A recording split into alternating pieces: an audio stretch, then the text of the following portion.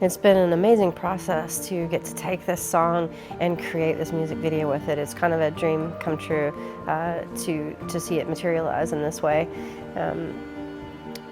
I know that I feel a deep sense of calling to make a positive impact on the world around me, and everyone who came together to create this video seems to have that same sense of calling.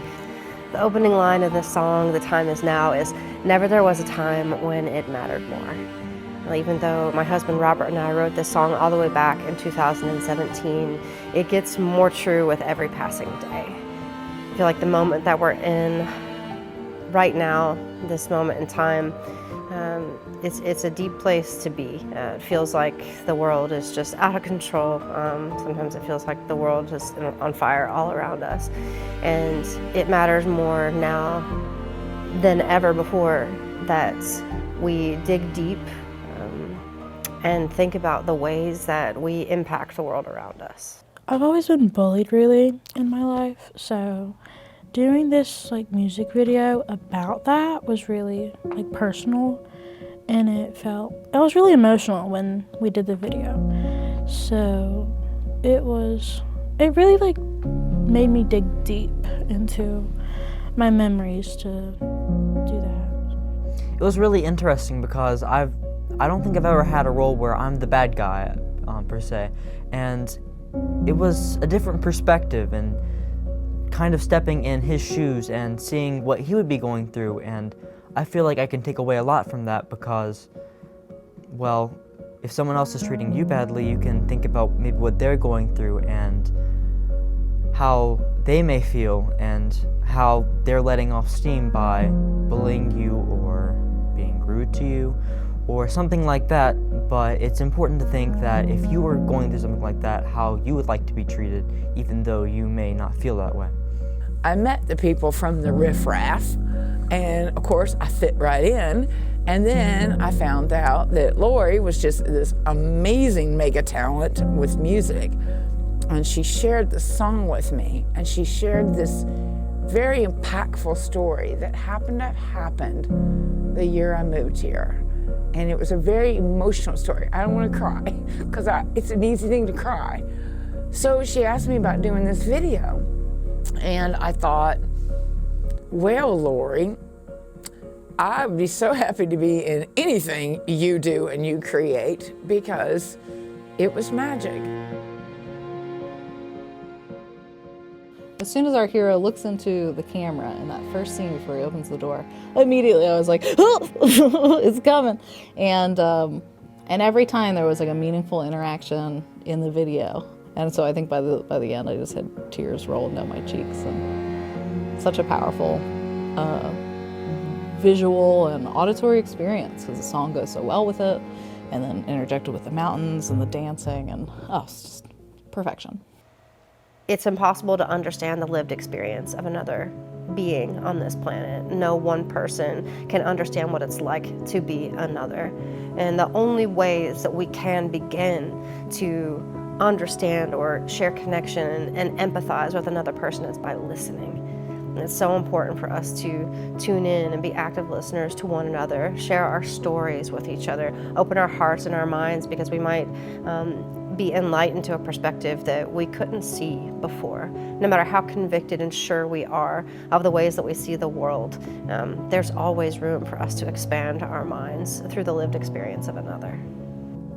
It's important for us to think about how we treat other people right now, because I feel like from every direction, from every outlet, we're seeing the culmination of what happens when you only think about how it affects you, or how it affects your household, or how it affects your people. And not how it affects the world, how it affects others, how it affects, and we can get on soapboxes and yell at each other about the right way to do something, or who's gonna win this conversation or something like that until the cows come home, but that's not really gonna solve anything from my perspective, or historically speaking.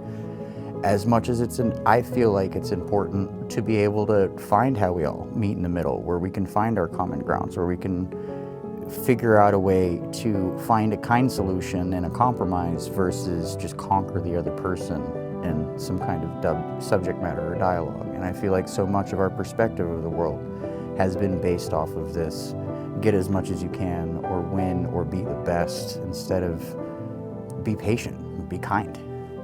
Yeah, I think that a lot of bullying occurs over phones and social media and those things, and I think you need to be really, really careful what you post or what you type, because it's always going to get out. It's always going to get back to the person. And personally, I mean, things have been said about me over phones, and I've found them, and it devastates you. Like, and I don't know, really, just even if a person, like, if you think that they deserve to be talked about, they don't. Like, you just don't need to. It's not worth it, because you never know what effect your actions have, or words have, on other people, whether it be bullying or being kind.